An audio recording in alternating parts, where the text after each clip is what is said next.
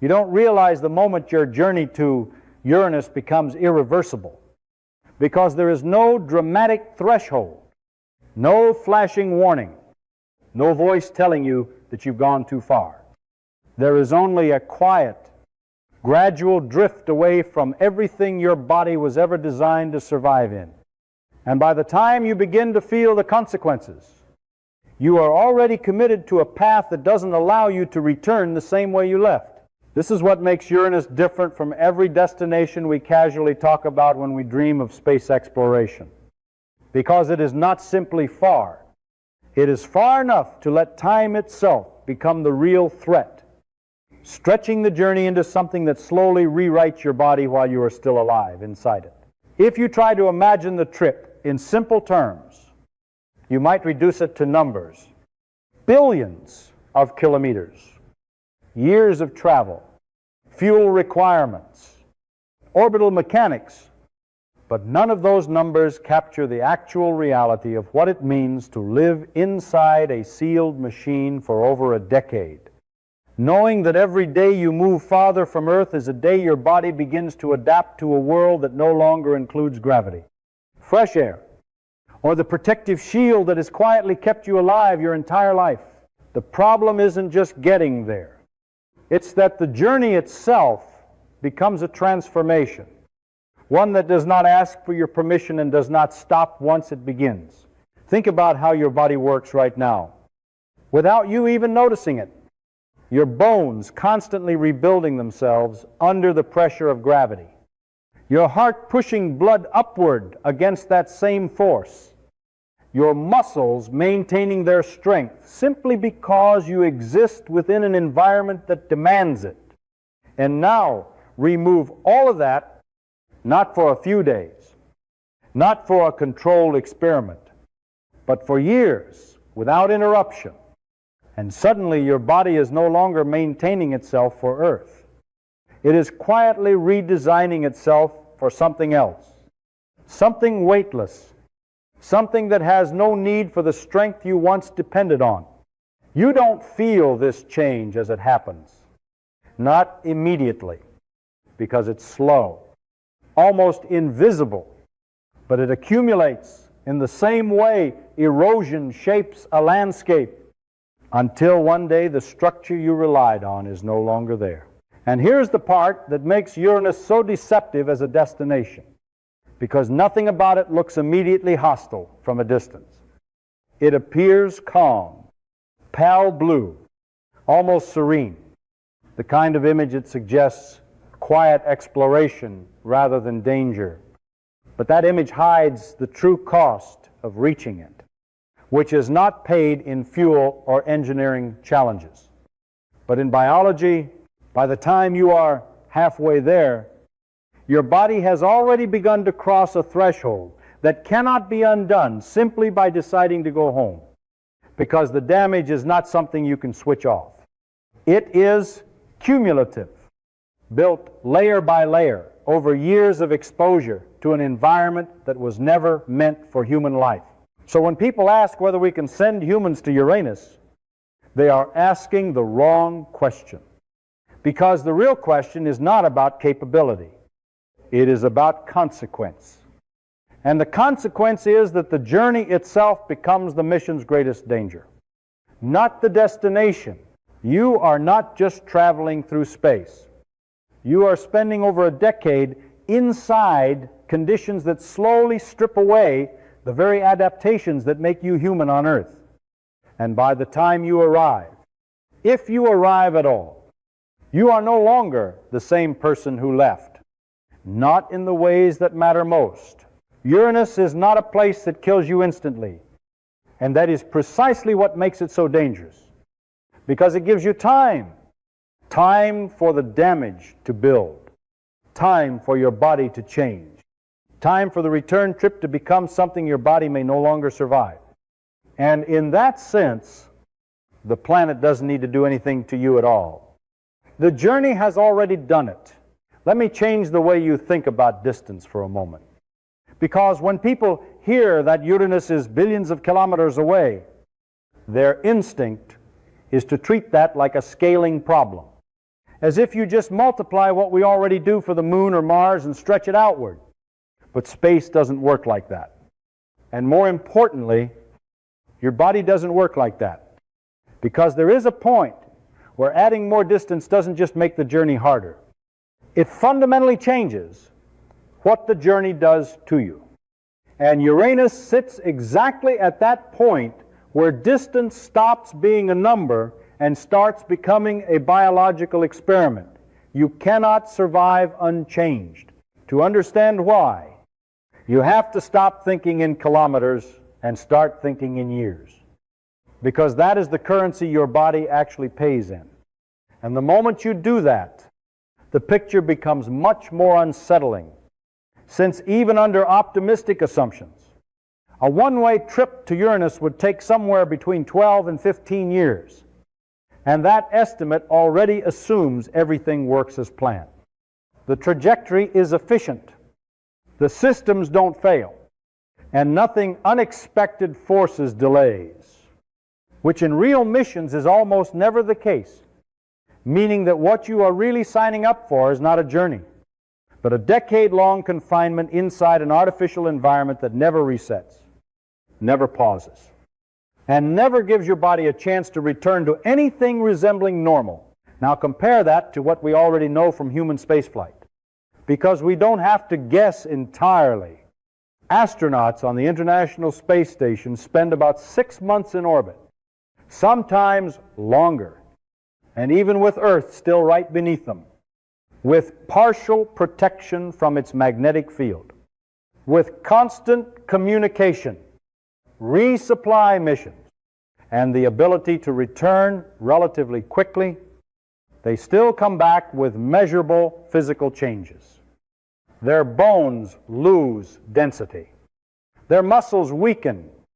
Their cardiovascular system adapts to weightlessness. And their balance and coordination are disrupted to the point where simply standing upright becomes difficult for a while. That is after months, not years. And it happens in an environment that is, by comparison, still close to home. Stretch that to 15 years. And the situation stops being an extension of what we know and becomes something else entirely. Because the processes that cause those changes do not slow down just because the mission is longer. They continue month after month, year after year. And the body, being efficient, keeps adapting to the conditions it is given, which means it keeps moving further away from what is required to function on Earth. Distance, in this sense, is not just space between 2 points, but it is time spent under continuous transformation. And the longer that time extends, the more complete that transformation becomes. And here is the critical detail that often gets overlooked. The spacecraft itself becomes part of the problem, because keeping you alive for that long requires systems that add mass, and that mass limits how fast you can travel, which in turn increases the duration of exposure to everything harmful in deep space, creating a feedback loop where the very act of trying to protect you ends up trapping you in the environment longer. And the longer you stay, the more your body adapts in ways that are incompatible with returning home. You are not just traveling slowly. You are being held in a condition that continuously reshapes your biology.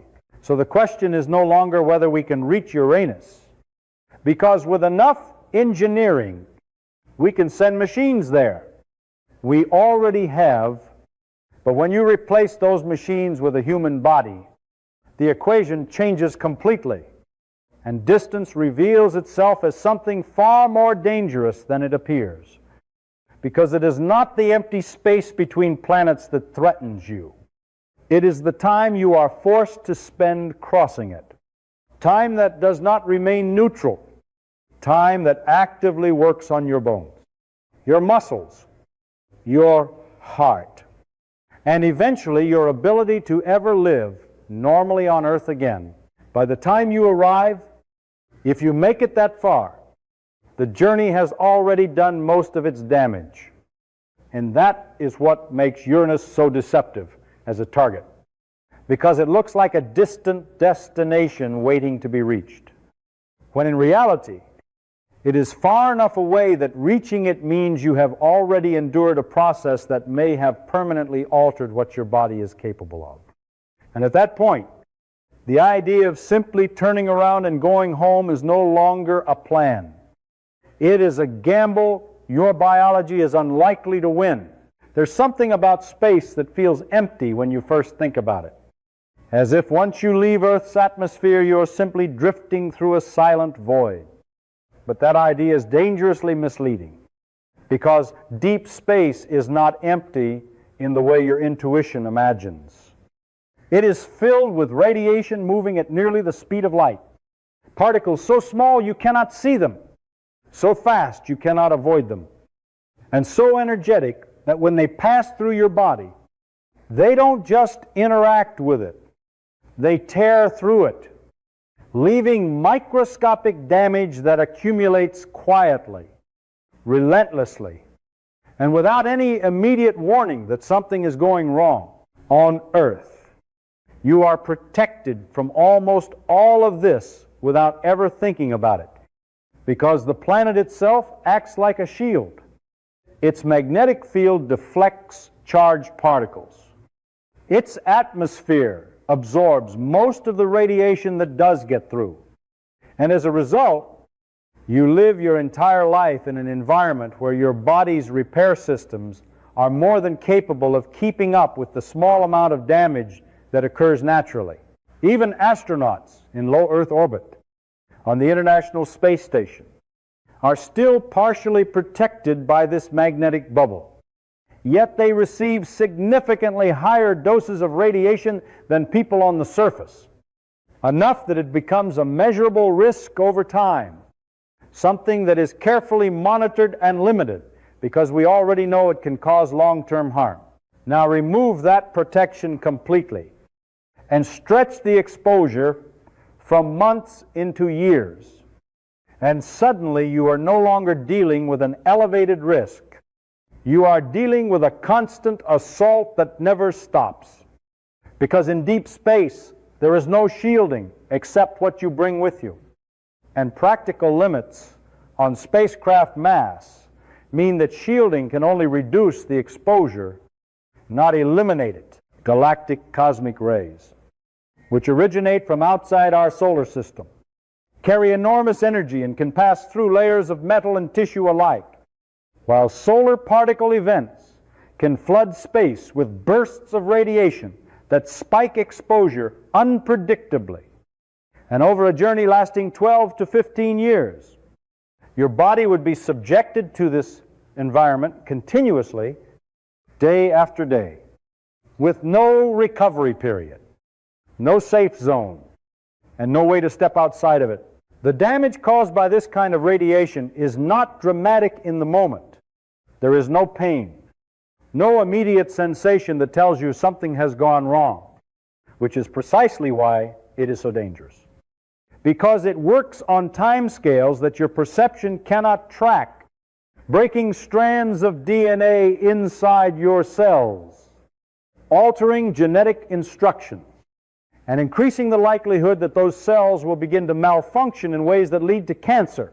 But it does not stop there, because radiation also accelerates processes that resemble aging, particularly in the cardiovascular system, damaging blood vessels, increasing the risk of heart disease, and effectively pushing your body forward along a timeline it was never meant to follow so quickly.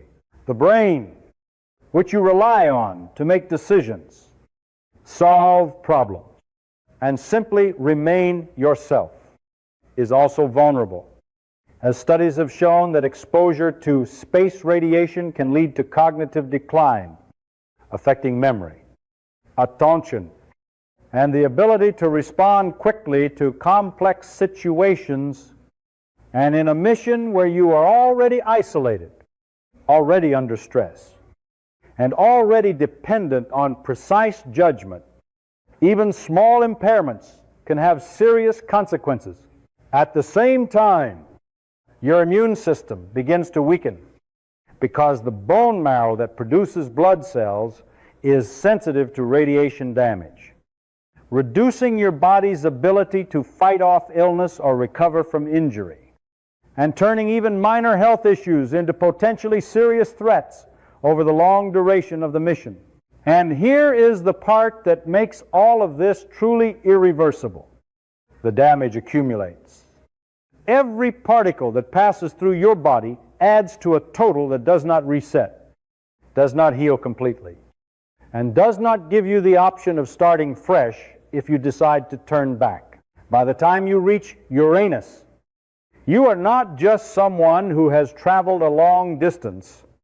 You are someone whose cells have been altered, whose systems have been stressed beyond anything experienced on Earth, and whose body has been carrying the weight of that exposure for over a decade. Even if you were to reverse course at that point, the return journey would simply continue the same process, adding more damage to what has already been done, pushing your body further beyond the limits it can safely endure. So when we talk about the dangers of traveling to Uranus, radiation is not just one problem among many. It is a continuous background force that never turns off, never gives you relief, and never allows your body to fully recover. And that is what makes it so insidious, because it does not need a single catastrophic event to end the mission. It only needs time. And the distance to Uranus provides more than enough of that for the invisible damage to become something your body cannot come back from. There's a quiet assumption you carry with you every moment of your life, and you almost never notice it, because it has always been there, shaping everything your body does without asking for your attention.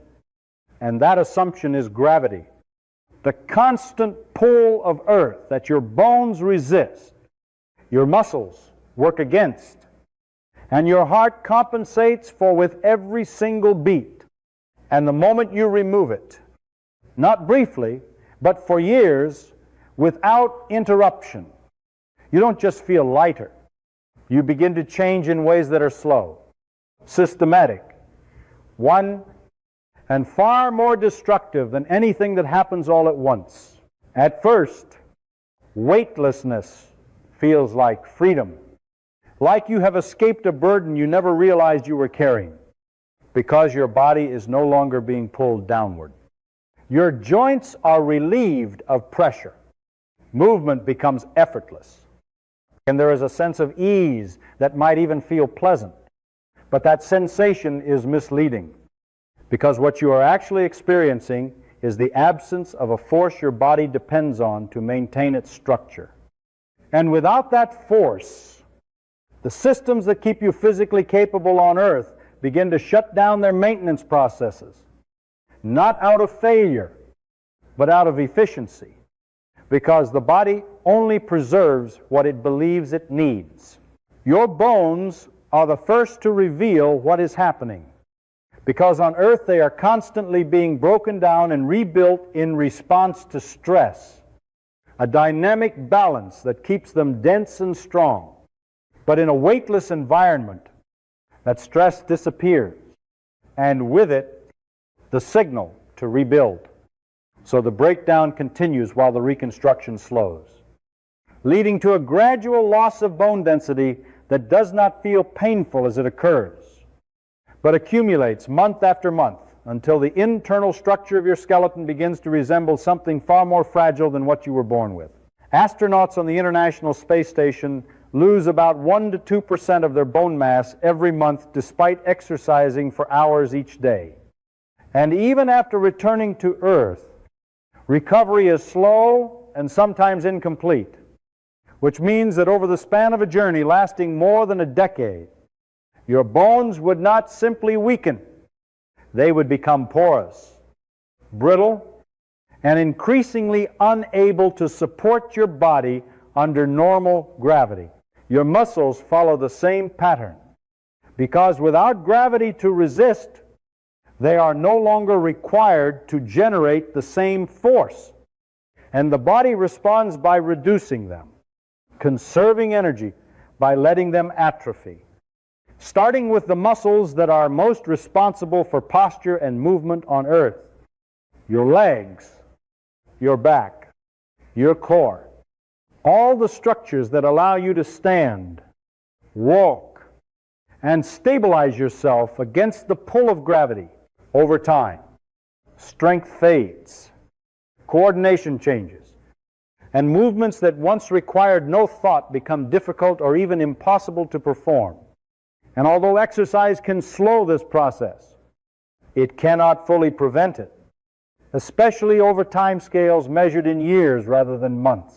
And then there is your heart, which is easy to overlook because you cannot see it working, but it is one of the most profoundly affected systems in a weightless environment.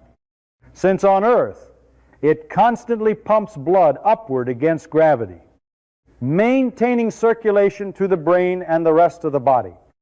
But in space, that requirement disappears. Blood redistributes. The workload decreases, and like any muscle that is no longer challenged, the heart begins to shrink, losing mass and strength over time. Studies have shown that even after relatively short missions, the heart can reduce in size, and the cardiovascular system adapts to a condition where gravity is no longer a factor, meaning that when astronauts return, many experience dizziness or fainting because their hearts cannot immediately cope with the demands of pushing blood against gravity again. Now extend that process to 12 or 15 years, and the implications become far more serious because the changes are no longer temporary adjustments.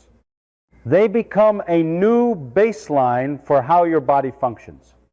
And by the time you reach Uranus, your heart would have adapted so completely to weightlessness that returning to Earth's gravity could be not just difficult, but potentially fatal, as the system that once sustained you is no longer capable of operating under the conditions it was originally built for. Your bones may not support your weight. Your muscles may not generate enough force to move effectively. And your cardiovascular system may fail to maintain adequate blood flow when gravity is reintroduced.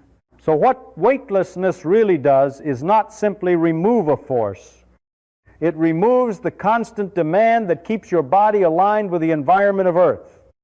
And in its absence, your body does exactly what it is designed to do.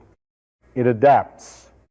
But it adapts in the wrong direction for a return home, gradually reshaping itself into something optimized for a world without weight.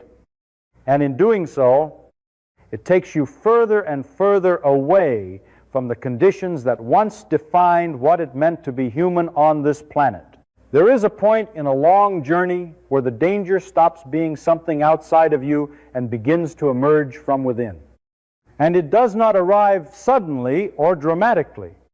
It grows slowly, almost quietly, in the spaces between moments, in the repetition of days that begin to lose their distinction from one another, and in the realization that the world you once belonged to is no longer something you can reach. Not physically, not immediately, and eventually not even emotionally in the way you remember it. This is where the mission to Uranus becomes something far more difficult than a technical challenge, because it is no longer just about keeping your body alive. It is about holding your mind together in an environment that steadily erodes the structures it depends on Earth. Your sense of reality is constantly reinforced by interaction, by the presence of other people, by the rhythm of day and night, by the subtle variations in weather, sound, and movement that remind you that you are part of a larger living system. But in a spacecraft traveling through deep space, all of that disappears, replaced by a closed environment where nothing changes unless you make it change, where every wall is artificial, Every sound is mechanical, and every day is defined not by nature, but by systems that must function continuously without failure. At first, this might feel manageable, even controlled, but over time, the lack of variation becomes a form of pressure, a psychological weight that builds without any obvious source. The isolation is not just physical, it is temporal, because communication with Earth is no longer immediate. And that delay, which may stretch to hours for a single exchange, transforms conversation into something fragmented and incomplete, where you speak into silence and wait, knowing that whatever response comes back will arrive too late to feel like a real interaction. This delay removes the sense of presence that human communication relies on, and with it, a part of your connection to others begins to weaken, not because you stop caring, but because the feedback loop that sustains that connection has been stretched beyond what it was designed to handle. Inside the spacecraft, you are not alone in the literal sense.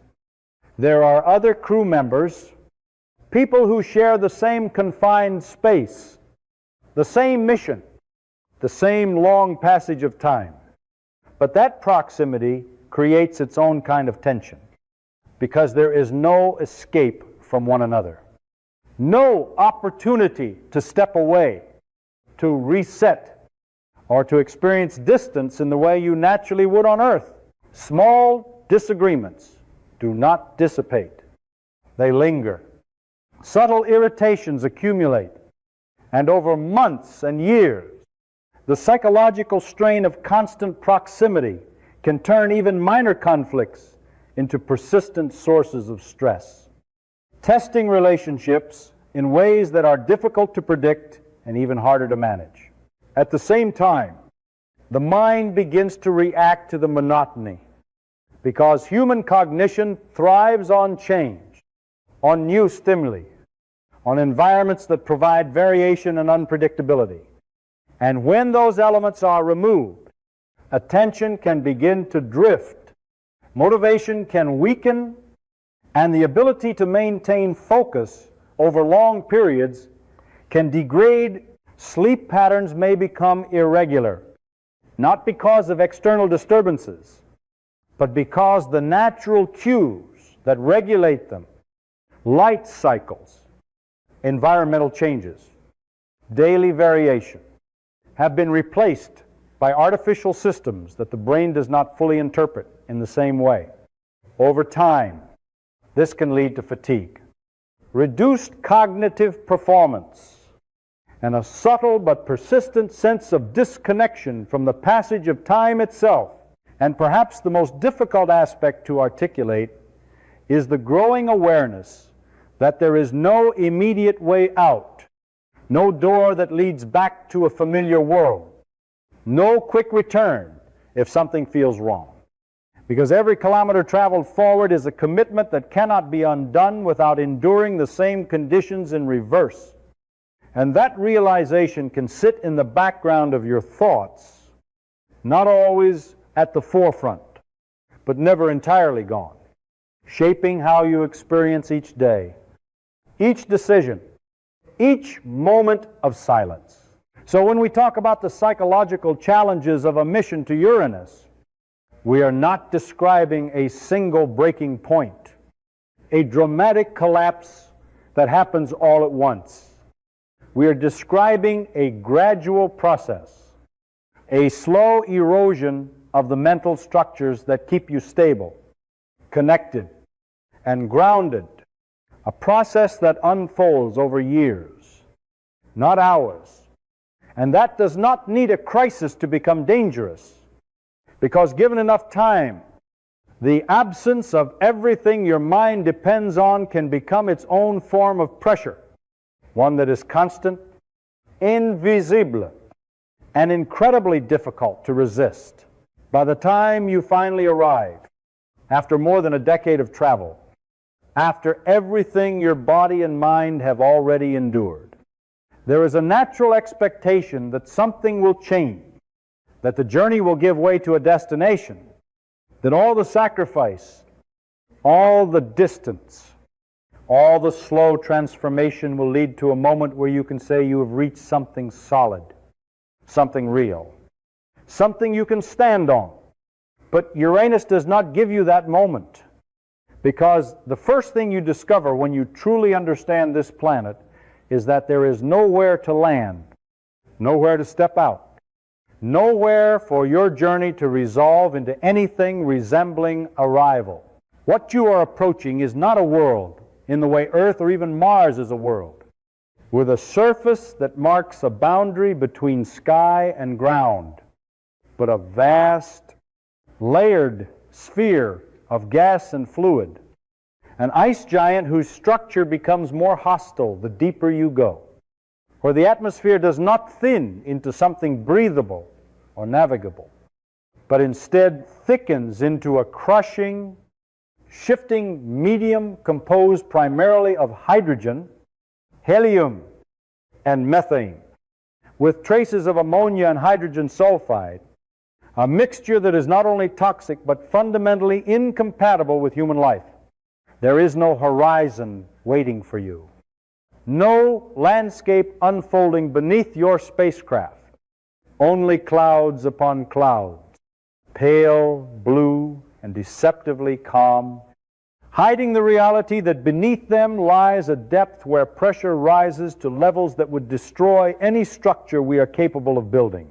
If you were to descend, hoping to find some stable layer where you could hover or deploy equipment, you would not encounter a clear boundary, because Uranus does not offer one. Instead, you would be entering a gradient of increasing pressure and temperature, where the distinction between gas and liquid begins to blur, forming what scientists often describe as a kind of supercritical fluid, a state of matter that does not behave like anything you experience on Earth. And as your spacecraft sinks deeper, the forces acting upon it would intensify rapidly, compressing, heating, and eventually overwhelming any material designed to withstand them, until the structure itself fails, not explosively, but inevitably, as if the planet were simply closing around it. Even if you remain in the upper atmosphere, avoiding the crushing depths below, the conditions are far from survivable, because Uranus holds the record for the coldest atmospheric temperatures in the solar system, with cloud top temperatures dropping to around minus 224 degrees Celsius, a level of cold that does not just feel extreme, but fundamentally alters how materials behave, making metals brittle, freezing exposed surfaces almost instantly, and turning any failure in thermal protection into a life-ending event within seconds. The air itself offers no refuge, composed mostly of hydrogen and helium, with no oxygen to breathe, and laced with compounds that are toxic, corrosive, and hostile to biological systems, meaning that even if temperature were not an issue, the atmosphere alone would be enough to ensure that a human could not survive unprotected. And then there is the motion of the planet's atmosphere, which from a distance appears smooth and almost featureless, giving the impression of a quiet, inactive world. But that impression is an illusion, because within those pale layers are winds that can reach speeds of up to 900 kilometers per hour, moving with a force that would tear apart structures, disrupt any attempt at stable flight, and create a constantly shifting environment where control becomes a challenge and survival becomes uncertain. These are not temporary storms that pass and fade, but persistent patterns of motion driven by the internal dynamics of the planet, making the entire atmosphere a place of continuous large-scale movement. What makes all of this even more disorienting is that Uranus does not behave like other planets in its orientation, because it is tilted on its side, with an axial tilt of about 98 degrees, meaning it effectively rolls around the sun rather than spinning upright, creating seasons so extreme that one pole can face the sun continuously for decades, while the other remains in darkness for just as long. A configuration that reshapes how energy is distributed across the planet and contributes to the unusual and often unpredictable behavior of its atmosphere and magnetic field. So when you finally reach Uranus, what you are confronted with is not a destination that rewards your journey, but a world that denies you any meaningful interaction, a place where there is nothing to stand on, nothing to breathe, nothing to build upon, and nothing to use for survival. Only layers of cold, pressure, and motion that exist entirely outside the range of conditions your body was ever meant to experience. The journey does not end here. It simply reaches a point where the illusion of arrival disappears. And what remains is the realization that you have traveled all this distance only to find a world that offers you no place within it at all. There is a simple reason you will never walk on Uranus. And it has nothing to do with rockets, engineering limits, or how far away the planet is. Because the real problem begins long before you ever see it, long before it appears as a pale blue disk in the darkness. And by the time you understand what is happening, you are already too deep into the journey for it to matter. The danger is not waiting for you at Uranus. It is built into the path that leads there.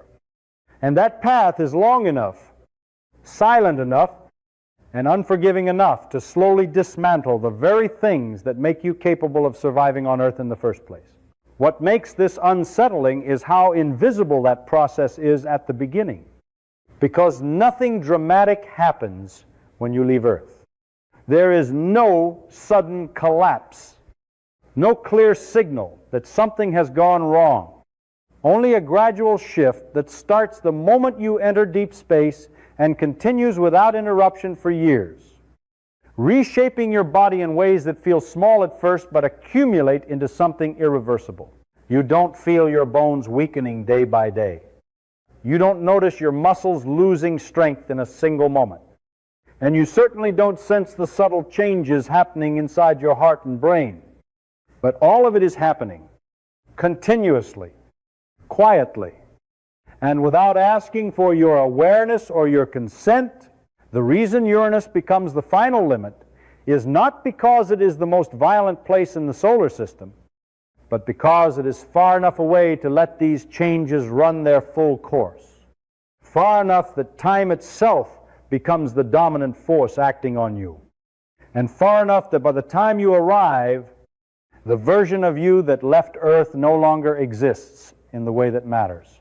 You are still conscious, still thinking, still aware, but the systems that once allowed you to function effortlessly under Earth's gravity have been reconfigured for something else. Something that cannot simply be reversed by turning around and heading home. And this is where the idea of exploration begins to break down. Because we like to believe that every destination is just a problem waiting to be solved. That with enough intelligence and persistence, there is no place we cannot go. But Uranus challenges that belief in a much more fundamental way, because it is not asking whether we can reach it.